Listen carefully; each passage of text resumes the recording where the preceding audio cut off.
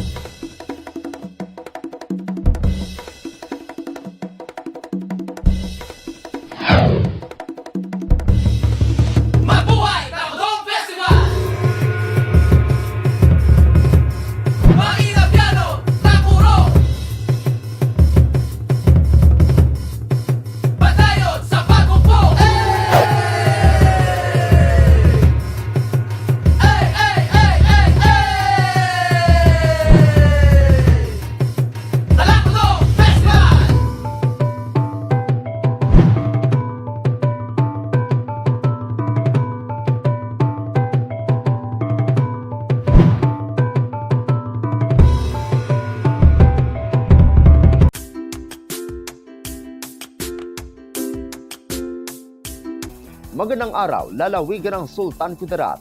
Narito na ang mga pangunahing balita sa Sultan Kudarat Headliners ngayong Setyembre 4, taon 2024. Barangay San Antonio ng lungsod ng Tacurong, nagkaroon ng lakbay-aral na aktibidad. Narito ang ula. Malaki ang naging papel ni Punong Barangay Ricardo S. Laigan sa katatapos na aktibidad ng lakbay-aral sa lungsod ng Baguio na nakatuon sa pagpapabuti ng financial housekeeping at mga gawi sa pamamahala sa ilalim ng Seal of Good Local Governance for Barangay o SGLGB. Ang 5 araw na kaganapang ito ay sakop noong 2 hanggang 6 ng Setyembre taong kasalukuyan na nagpunta sa mga pangunahing lokasyon sa lungsod ng Baguio at Benguet ay nag-aalok ng mahahalagang insights sa epektibong pamamahala ng komunidad. Nagsimula ang paglilibot sa mga pagbisita sa mga iconic na lugar sa Baguio, kabilang ang Camp John Hay, The Mansion, Wright Park, Mines View Park, Baguio Botanical Garden, Igorot Stone Kingdom at ang Strawberry Farm. Ang mga paghintong ito ay nagbigay sa mga kalahok na komprehensibong pagtingin sa lokal na pamana at pagpapaunlad ng turismo. Sa ika-2 araw, nakipag-ugnayan ang delegasyon sa Liga ng mga Barangay Office at sa Baguio City Mayor's Office at ginalugad ang Barangay Dominador Mirador, Mirador Heritage Park at Lourdes Grotto. Binigyang diin ng mga pagbisitang ito ang kahalagahan ng pagsasama ng epektibong mga kasanayan sa pamamahala sa pagpapahalagang pangkultura at pangkasaysayan. Kasama sa ika-3 araw ang pagbisita sa Barangay Bakaking Central, Barangay Middle Quirino, Bell Church at Valley of Colors na nakatuon sa pakikipag-ugnayan sa komunidad at mga inisyatiba sa kultura. Ang huling araw ay nagtapos sa isang paglalakbay sa Atok, Benguet na sinundan ng pag-alis mula sa Baguio. Ang aktibong pakikilahok ni Chairman Laigan sa lakbay-aral ay nagpapakita ng kanyang matibay na pangako sa pagpapahusay ng mga pamantayan ng pamamahala at pananagutan sa pananalapi. Ang mga insight na nakuha sa tour ay inaasahang malaki ang maiaambag sa mabisang pamamahala at pag-unlad ng Barangay San Antonio sa lungsod ng Tacurong. Ako ang inyong kaibigang Apolinario Terdi Valencia para sa Sultan Kudarat Headliners.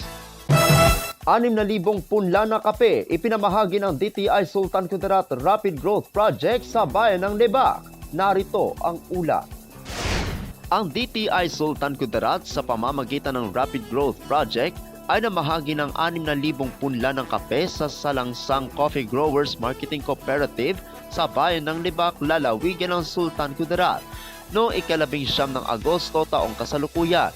Ang asosasyon, isang benepisyaryo ng proyekto, ay tumanggap din ng pagsasanay sa good agricultural practices and tools para sa pagpapabata ng puno ng kape.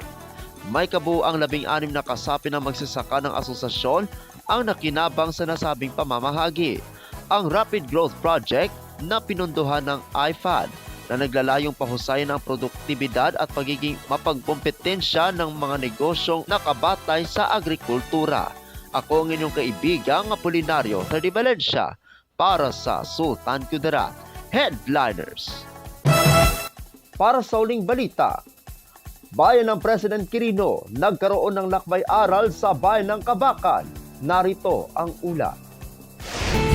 Ang lokal na pamahalaan ng President Quirino sa pamumuno at pangunguna ni Mayor Maria Catrina Florida Sandigan, Vice Mayor Maris Ayan Aradanas, Tourism Officer Ruth Ann Mateo Lozano Umokit, BCLP President Jomar Marohom Sar at mga kasapi ng ika-16 na sangguniang bayan ay nagsagawa ng lakbay-aral sa University of Southern Mindanao sa bayan ng Kabakan, lalawigan ng Cotabato ngayong araw, ika-4 ng Setyembre taong kasalukuyan sa Philippine Carabao Center upang alamin at siyasatin ang mga iba't ibang pangunahing hakbang upang umpisahan ang proyekto ng paggawa ng preskong gatas mula sa Carabao sa bayan ng President Quirino.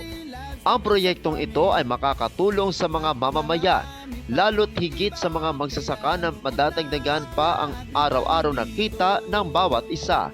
Ito ay isang malaking hakbang para sa mas malawak at mahalagang pagsasama ng lokal na pamahalaan ng President Quirino at ng Philippine Carabao Center, USM Kabakan.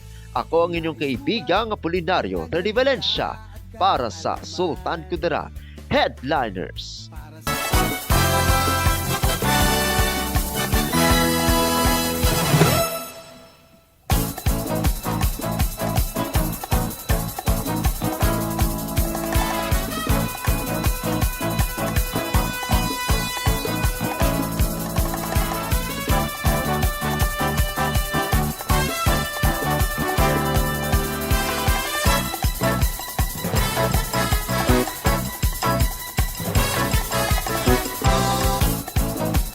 At yan ang kabuuan mga balita sa araw nito. Mga balitang kailangan ninyong malaman.